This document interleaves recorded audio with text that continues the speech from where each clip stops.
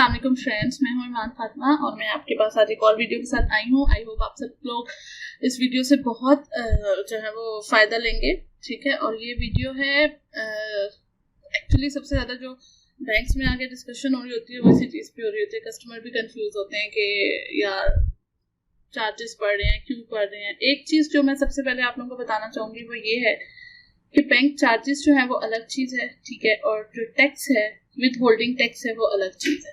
With holding tax जो है वो गवर्नमेंट का फंड है, ठीक है, गवर्नमेंट का रेवेन्यू है। और जो बैंक चार्जेस है वो बैंक का रेवेन्यू। बैंक एक सर्विस दे रहा है तो उसके सर्विस के अगेंस्ट वो आपसे चार्जेस चार्ज कर रहे हैं। कस्टमर से आगे हम लोग कहते हैं जी सर अच्छा इस पे इतने चार्जेस बनते हैं, आप हमें दे दें। और कस्टमर आगे से ये कह रहा होता है क्यों, मैं तो फाइलर हूँ। तो फाइलर के लिए विदहोल्डिंग टैक्स में जो है वो छूट होती है कि आपको विदहोल्डिंग टैक्स नहीं देना पड़ता।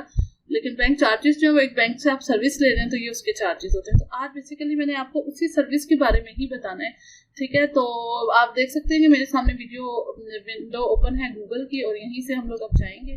तो अब हम लोग चलते हैं और एलाइड बैंक के SOC की तरफ, ठीक हो गया। स्केड्यूल ऑफ चार्जेस की तरफ जाएंगे और हम लोग इसको क्लिक करेंगे तो आप देख सकते हैं कि सामने ही हमारे पास मेन अलाइड बैंक के स्केड्यूल ऑफ चार्जेस, इसके ऊपर हम लोग क्लिक करेंगे और क्लिक करके हम लोग आ जाएंगे अलाइड की मेन वेबसाइट पे। यहाँ पर आपको बहुत कुछ मिलेगा और ये मैं आपको इन सब चीज़ों के बारे में विद टाइम्स बताऊंगी, एक एक चीज़ के बारे में, ठीक है। तो अभी जो है वो हम लोगों का क्या है कि हम लोगों ने जाना है स्केड्यूल ऑफ चार्जेस पे। और क्योंकि ये जैन टू जून 2021 जो है वो चल रहा है, कन्वेंशनल बैंकिंग है, तो हम लोग कर यहाँ से जाकर जब हम लोग जैसे ही क्लिक करेंगे तो आप देख सकते हैं नीचे वो ऑटो डाउनलोड कर लेगा एडोब प्लेयर में और हम लोग इसको ओपन कर लेंगे, ठीक है।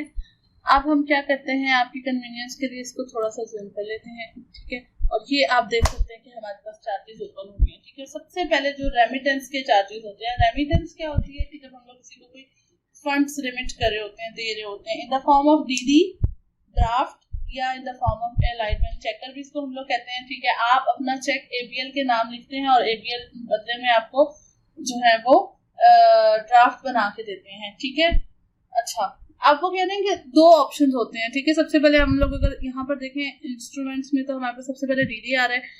दो तरह से DD बनता है, या DD बनता है अकाउंट से और या DD बनता है कैश पे, ठीक है। 5 लाख तक कैश पे भी बन सकता है और उससे ऊपर हर हाल में आपका अकाउंट से ही बनेगा, ठीक हो गया। तो अगर तो अकाउंट से आप बना रहे हैं तो उसके ऊपर फ्लैट 400 चार्जेस है जो कि आपके अकाउंट से ही कट जाएंगे। लेकिन अगर आप कैश पे बना रहे हैं तो अब जो है वो मिनिमम चार्जेस जो है वो रिड्यूस हो गए हैं, 1250 हो गए हैं, ठीक है। या जो भी आपकी अमाउंट है उसका 0.20%, ठीक है, डिपेंड करता है, ठीक है। अगर अकाउंट होल्डर है तो वो 0.20% हो जाते हैं और अगर वॉक इन कस्टमर होता है तो वो बस इस तरीके से होता है। लेकिन उसके जो चार्जेस है वो 1250 है और इस 1250 के ऊपर इसका 20% जो है वो इसका प्लस FED भी होता है, ठीक है।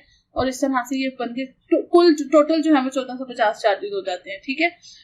अच्छा, उसके बाद वो आप नीचे एक नोट आ रहा है और उसमें ये कि अगर आप स्टूडेंट हैं और आपको अपनी फ़ी के लिए, डिग्री फ़ी, किसी भी फ़ी के एप्लीकेशन के लिए किसी एजुकेशनल इंस्टीट्यूशन के नाम पे बोर्ड है या HEC है उसके नाम पे अगर आप कोई वो बना रहे हैं फॉर एजुकेशनल पर्पस तो जस्ट 25 रुपीज़ जो है ड्यूज जो है वो उसके ऊपर लगेंगे, अदरवाइज कोई भी अमाउंट नहीं होगी, ठीक है।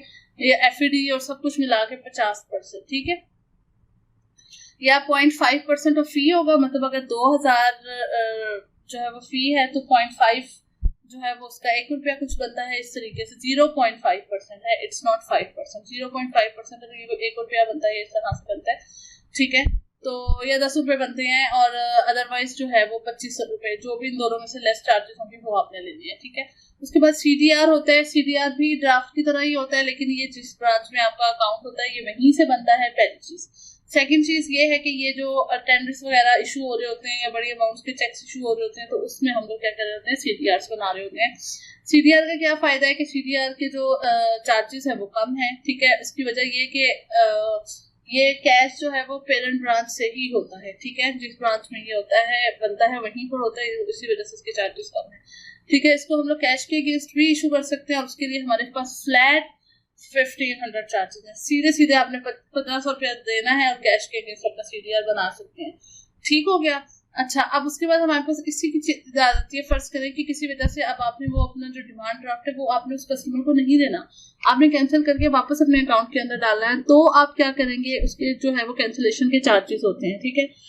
वापस आपके अकाउंट में जा रहा है तो ऑटो आपके अकाउंट से 350 रुपीज चार्जेस जो है वो कट जाएंगे, और अगर आप कैश के अगेंस्ट इशू कर रहे हैं तो 600 चार्जेस होंगे, ठीक है। और इसी तरह आगे फिर डुप्लीकेट इंस्ट्रूमेंट है, अगर आपको किसी वजह से इंस्ट्रूमेंट लॉस्ट हो गया तो ये उस तरह के चार्जेस हैं। मैं आपको हर एक चार्जेस डिटेल में तो नहीं बता रही, लेकिन मैं जस्ट आपको बताना चाह रही हूँ कि ये इस तरह से आप लोगों के बनेंगे, ठीक है। मेन चीजें। उसके बाद आ जाता है issuance of state bank instrument, RTGS हम लोग जिसे कहते हैं, रियल टाइम ग्रॉस सिस्टम है ये, ठीक है। इसके अंदर नॉर्मली ऐसे होता है कि क्या कहते हैं उसको, हम लोग थ्रू स्टेट बैंक के फंड हम लोग जो है वो किसी भी दूसरे बैंक में डायरेक्ट ट्रांसफर कर रहे होते हैं, ठीक है। स्टेट बैंक के थ्रू कर रहे होते हैं बीच में, यानी कि हमारा जो इंटरमीडिएरी बैंक होता है वो स्टेट बैंक होता है, ठीक है। 1 मिलियन तक अगर ये उससे ऊपर आप ट्रांसफर कर रहे होते हैं तो हम लोग इसको आरटीजीएस करते हैं। 9 से 1 बजे तक इसका नॉर्मली टाइम होता है, मंडे टू फ्राइडे, ठीक है। और इसके जो चार्जेस हैं वो 200 होते हैं, और अगर आपने उसका टाइम जो है वो 1 to मतलब 3 बजे के बीच में आप करेंगे तो उसके चार्जेस 300 हो जाएंगे, ठीक है। और बढ़ के यानी कि वो 3.5, एबीएल अपने भी 30 रुपए चार्ज करेगा स्टेट बैंक में। मैं आपको दोबारा इसका बता देती हूँ कि अगर आप आरटीजीएस कर रहे हैं, ठीक है, अगर वो आरटीजीएस की टाइमिंग 9 से 1 बजे तक है तो स्टेट बैंक कितने चार्ज करेगा, 200 रुपया चार्ज करेगा, और एपीएल के अपने चार्जेस होंगे 20 और टोटल 220 रुपए।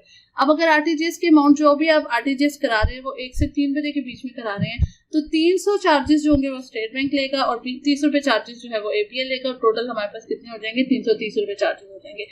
और अगर आप 3 से 3:45 के बीच में अगर आरटीजीएस करा रहे हैं, ठीक है, 3:30 तक नॉर्मली टाइम होता है इसका, ठीक है, तो उसके फिर वो कितनी अमाउंट हो जाएगी, 500 रुपया हम लोग एसपीपी का चार्जेस होंगे और 50 रुपए, ये तो 550 रुपए हमारे पास टोटल चार्जेस होंगे। लेकिन नॉर्मली जो इसका टाइम होता है वो 3 बजे तक ही होता है, जो थर्ड वाली स्लॉट है वो बहुत कम यूज होती है, ठीक है। ओके, बाकी इनफ्लो का चार्जेस के कोई पैसे नहीं है। उसके बाद नेक्स्ट हमारे पास आ जाता है ट्रांसफर ऑफ फंड्स ₹1 लाख। अच्छा, आप इसके ऊपर अगर आप आरटीजीएस करा रहे हैं और उसकी अमाउंट जो है वो 1 लाख तक है, ठीक है, तो 1 लाख तक अगर उसकी अमाउंट है तो उसके ऊपर सिंपल जो है वो 25 रुपए चार्जेस होंगे आरटीजीएस के, 25 रुपए एबीएल के होंगे, 25 रुपए स्टेट बैंक के होंगे और 50 रुपए आपके टोटल चार्जेस।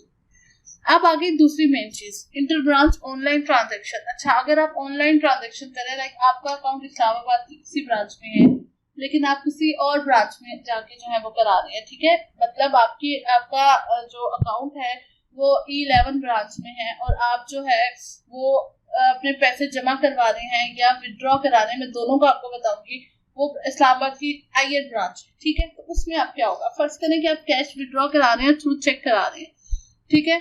विड्रॉ का ये बता रहे, विद इन सिटी है, 20 रुपए जो है वो उसके अगर 2.5 लाख तक है तो 20 रुपए चार्जेस होंगे, अगर उससे ऊपर है तो फ्री चार्जेस होंगे, ठीक है। इसी तरह अगर आपके इंटरसिटी है, ठीक है, तो इंटरसिटी में क्या होता है कि 5 लाख तक अगर आपकी अमाउंट है तो 325, और इसके अंदर हम जब एफईडी डालते हैं ये 20 रुपए, इसमें एफईडी ऐड नहीं है, इसमें हम जब एफईडी डालते हैं तो ये 23 रुपए 25 रुपए तक चार्जेस चले जाते हैं, ठीक है। 16 का चार्जेस होते हैं तो वो 23 रुपए बनते हैं, और इसी तरीके से 325 रुपए 5 लाख तक चार्जेस हैं इंटरसिटी के, ठीक हो गया। तो अगर आप इंटरसिटी के 5 लाख तक भेज रहे हैं किसी और शहर में या किसी और शहर से निकलवा रहे हैं, लाहौर में आपका अकाउंट है, इस्लामाबाद से निकलवा रहे हैं, इस्लामाबाद में अकाउंट है, लाहौर से निकाला है, तो 325 रुपए ये चार्जेस हैं। लेकिन इस चार्जेस के ऊपर गवर्नमेंट का एफईडी भी होता है जो कि 16% रेट है, तो जब 325 प्लस उसका 16% निकालते हैं जो कि 52 बनता है, तो वो आपके कुल चार्जेस जो बन जाते हैं वो 377 रुपए चार्जेस बन जाते हैं, ठीक है।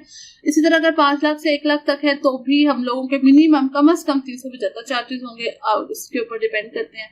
और अगर 1 लाख से ज्यादा है तो 1000 रुपया चार्जेस होते हैं, वो ऑटो आपके एडअप होते रहते हैं, मैक्सिमम 3000 तक चार्जेस जा सकते हैं, ठीक है। अगर 5 लाख से 1 मिलियन 10 लाख तक की अमाउंट है तो उसके 0.07% उस अमाउंट का हम लोग चार्ज करते हैं, ठीक है। और अगर आपके 1 लाख से ऑनवर्ड जितनी भी अमाउंट है उसका हम लोग उसका 0.1% यानी कि चार्ज करते हैं, ठीक है। तो वो चार्ज करके आपकी अमाउंट जो है वो बढ़ जाती है। अच्छा, इसी तरह फर्ज करें अगर आप बायोमेट्रिक से कैश ट्रांजैक्शन कर रहे हैं, बायोमेट्रिक से कैश ट्रांजैक्शन आप किस तरह से करेंगे वो मैं आपको बता चुकी हूँ, ठीक है। अगर तो आप बायोमेट्रिक से विद इन सिटी जो है वो ट्रांजैक्शन करेंगे तो आपके जो चार्जेस पड़ेंगे वो 50 रुपए चार्जेस होंगे, और अगर इंटरसिटी आप चार्जेस कर रहे होंगे 5 लाख तक निकलवाएंगे अमाउंट तो वो 350 उसके चार्जेस पड़ेंगे, ठीक हो गया। और अगर आप 5 लाख से 1 लाख के दरमियान है तो मिनिमम 400 और जितनी भी अमाउंट है उसका 0.08% आपके चार्जेस होंगे। और इस चार्जेस में FED इन्वॉल्व नहीं है, 16% इसके ऊपर और भी चार्जेस लगेंगे। 350 का 16% इसके अंदर एड अप होके आपके टोटल चार्जेस बनेंगे। ठीक हो गया। आई होप कि आपको ये चीज समझ आ गई होगी। ठीक है, उसके बाद नेक्स्ट हमारे पास है कैश डिपॉजिट। ऑनलाइन में हम कैश डिपॉजिट पे किस तरह बात कर सकते हैं।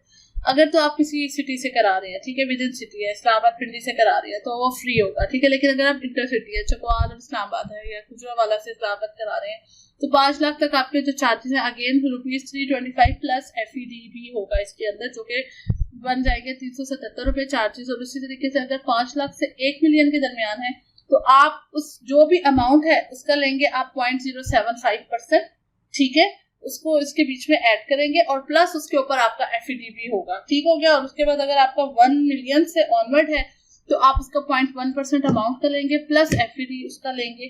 ठीक है, लाइक अगर आप देखें 0.1% 1 मिलियन का कितना बनता है, 1000 रुपया बनता है। ठीक है, और प्लस उसके ऊपर 16% आप FED भी करेंगे तो ये बन जाएंगे 1160 रुपये। तो इस तरह से आपके कैश डिपॉजिट के ऊपर आपके चार्जेस पड़ेंगे। अब है जी अकाउंट टू अकाउंट ट्रांसफर। अगर तो आप विद इन सिटी करा रहे हैं अकाउंट टू अकाउंट ट्रांसफर तो बिल्कुल जैसे ऊपर हम लोगों ने कैश विड्रॉ में पढ़ा था उसी तरह ₹20 प्लस FED जो कि बन जाएंगे आपके ₹23 या ₹25। ठीक है, और इसी तरीके से अगर अब 250 पे होगा तो वो फ्री हो जाएगा जैसे कि वैसे फ्री है। और इंटरसिटी में वही उसी तरह से है कि अगर आपकी जो भी अमाउंट होगी उसका 0.1% हो जाएगा। ठीक है, और मिनिमम जो आपकी अमाउंट होगी वो 350 होगी और इस तरह मैक्सिमम 2000 तक आप जाएंगे। ठीक है, तो जब आप कैलकुलेशन करते हैं तो वो इसी तरह होता है कि वो 2000 से नीचे ही बन रहे होते हैं।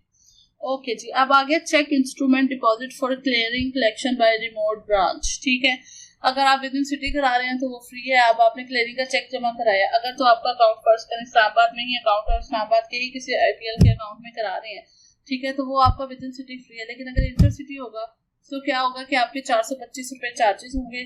ठीक है, और 425 प्लस इसके ऊपर FED भी आपका यूज हो रहा होता है। ठीक है, और मैक्सिमम 2000 तक चार्जेस चले जाएंगे। ठीक है, इसी तरीके से आपके इंटर बैंक फंड ट्रांसफर आप करा दें जो कि ये अब नहीं होता है। ठीक है, अलाइड के अकाउंट से किसी अलाइड के ही अकाउंट में अगर आप ट्रांसफर कर रहे हैं, ठीक है, तो क्या है कि फ्लैट 500 रुपीज चार्जेस हैं ट्रांसफर फ्रॉम अकाउंट के। और अलाइड बिजनेस अकाउंट है तो उसमें आपके चार्जेस नहीं लगेंगे।